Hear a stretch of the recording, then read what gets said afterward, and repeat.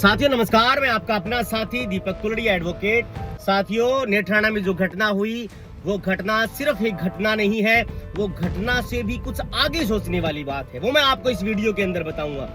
साथियों, मैं बताना ये चाहता हूं कि जिस प्रकार से ये आंदोलन लड़ाई लड़ रहे हैं नेत्राना के लोग, वो काबिले तारीफ है। जिस जोरदार तरीके से लड़ाई लड़ रहे हैं इकट्ठे होकर के भारी संख्या में, बिल्कुल ये लड़ाई लड़नी भी चाहिए। स्पेशली महिलाएं इस आंदोलन के ऊपर अग्रणी पंक्ति में खड़ी हुई हैं, होना भी चाहिए साथियों, क्योंकि उनको इस बात का ज्यादा दर्द है कि एक प्रकार से जिस प्रकार से निर्मम हत्या की गई है, उसके बाद में कुएं में फेंका गया है किसी बच्चे को, उससे बेहतर, मां से बेहतर दर्द कौन समझ सकता है। इसलिए महिलाएं समझ सकती हैं पुरुषों से ज्यादा इस बात को लेकर के।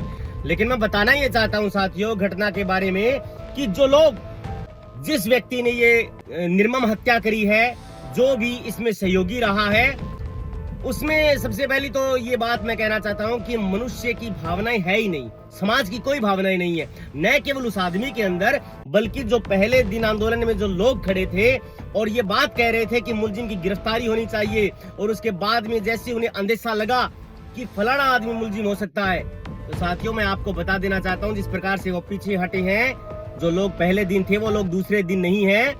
वो लोग उस कातिल से भी ज्यादा गुनहगार हैं। वो लोग उस कातिल से भी ज्यादा जो है वो क्रिमिनल माइंड के लोग हैं।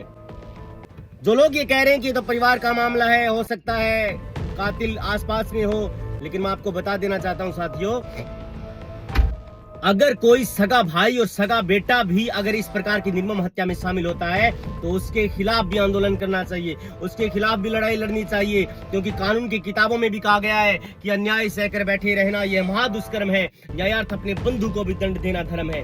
अगर इस निर्मम हत्या के जो है वो मामले में अगर कोई भी व्यक्ति दोषी है, चाहे वो किसी भी प्रकार का हो, जाति, बिरादरी, घर परिवार में, तो उसको भी गिरफ्तार करना चाहिए पुलिस को। न केवल गिरफ्तार करके बल्कि जो है वो तमाम एविडेंस कलेक्ट करके उस मुकदमे को स्ट्रॉन्ग बनाना चाहिए। लेकिन जो लोग पहले दिन बोल रहे थे और दूसरे दिन खामोश हैं, मैं पॉलिटिकली बात नहीं करना चाहता, लेकिन मैं आपको बता देना चाहता हूं कि उन लोगों की मानसिकता कैसी हो सकती है।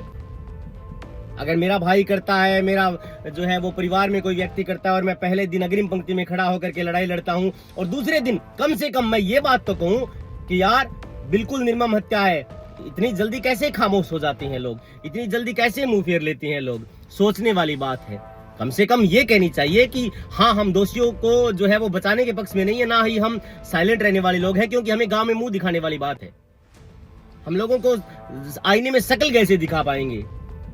इसलिए मैं कहना ये चाहता हूं कि ये घटना न केवल एक घटना है। देखिए, मैं कोर्ट में वकालत करता हूं, सारी भांति भांति की बातें होती हैं, मर्डर भी होता है, सुसाइड होती है, मारपीट होती है, लड़ाई झगड़ा, गाली गलौज 420 होती है। लेकिन ये जिस प्रकार की हत्या है, ये निर्मम हत्या की गई है एक 12 साल के बच्चे के साथ। क्या मानसिकता रही होगी उस कातिल की, क्या सोचा होगा उसने। बात यह है कि घटना होती रहती है, आम बात है, लेकिन 12 साल के बच्चे का गला दबा करके जिस प्रकार से हत्या करी गई है, किस प्रकार की मानसिकता का वो व्यक्ति है, और क्या हमें समाज में अपने बच्चों की किस प्रकार से सुरक्षा करनी चाहिए। पुलिसिया सिस्टम पर हम ज्यादा भरोसा नहीं कर सकते। पुलिस कहां तक पहुंच भी सकती है। हमारा काम है, हमारी जिम्मेदारी है, हमें अपने बच्चों को आसपास के उन लोगों से भी बचाना होगा जिनको हम देवतुल्य मानते हैं, जिनको हम जो है वो अच्छे लोग मानते हैं, समाज के अंदर अच्छे लोग मानते हैं। लेकिन आप अपना काबू सच्चा करिए साहब, आप अपने बच्चों को सुरक्षित करने के लिए उन लोगों के ऊपर भी शक करिए जो लोग बेहद अच्छी छवि के हैं। इसलिए मैं आपको ये बात बताना चाहता हूं। ये बात मत सोचिए आपकी को फलाना आदमी तो अच्छा है, उसके साथ भेज देते हैं छोटे बच्चे को, ये वो नहीं। आपको अपने बच्चों की सुरक्षा के लिए पैनी नजर रखनी होगी, बच्चों की सुरक्षा के लिए, क्योंकि आने वाली प्रॉपर्टी, संपत्ति जो है वो हमारे बच्चे हैं, देश का भविष्य जो है वो बच्चे हैं। आजकल सबके घरों में 1-1, 2-2 बच्चे हैं। लेकिन अगर इस प्रकार की घटनाएं होती हैं तो बेहद ही सबक लेने वाली बात है, ताकि ये घटनाएं दोहराई नहीं जा सके। और स्पेशली उन लोगों के लिए मैं कहना चाहता हूं कि जो लोग पहले दिन चिल्लाते हैं और दूसरे दिन खामोश हो जाते हैं, यार इतनी जल्दी तो कबूतर भी डाल नहीं बदलता। आपको इस बच्चे के लिए आंखों में, आपके ऊपर जो है वो आंखों के अंदर रोष होना चाहिए, आपकी आंखें लाल होनी चाहिए, कैसे कोई व्यक्ति इस प्रकार की घटना कर देता है और जो है वो गांव को और पुलिस को पता नहीं चलता? क्या मानसिकता रही होगी उस आदमी की? साथियों, मोहब्बत का नशा संतों का जादू तोड़ देती है, हवा भी उड़ते हुए पंछी के बाजू तोड़ देती है। अरे भेड़ियों, थोड़ी बहुत शर्म तो जरूरी थी, तवायफ भी किसी मौके पर घुंघरू तोड़ देती है। आप तो तवायफ से भी गए गुजरे निकले।